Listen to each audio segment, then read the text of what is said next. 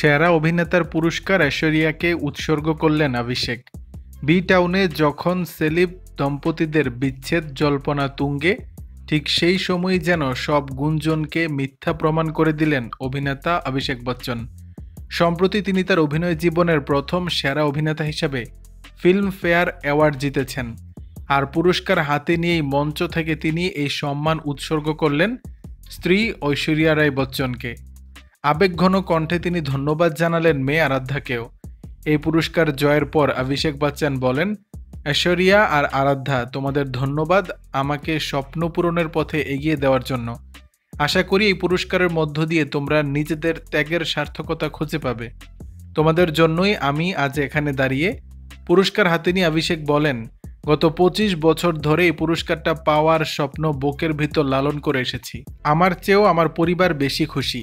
সমস্ত পরিচালক, প্রযোজক যারা আমার উপর ভরসা রেখেছেন, গত 25 বছর ধরে আমাকে কাজের সুযোগ দিয়েছেন, তাদের সকলকেই এটা উৎসর্গ করলাম। এই পুরস্কার পাওয়া সহজ ছিল না, কিন্তু আমি মনে করি আমি এর যোগ্য হতে পেরেছি। বাবা মেয়ের সম্পর্ক নিয়ে তৈরি সুজিত সরকারের ছবি আই ওয়ান্ট টু টকের জন্য সেরা অভিনেতার পুরস্কার জিতেছেন অভিষেক। এই ছবিতে জীবনের শেষ পর্যায়ে দাঁড়িয়ে এক অসুস্থ বাবার মেয়ের সঙ্গে নতুন করে সম্পর্ক গড়ার কাহিনী মন ছুঁয়ে যায় দর্শকদের।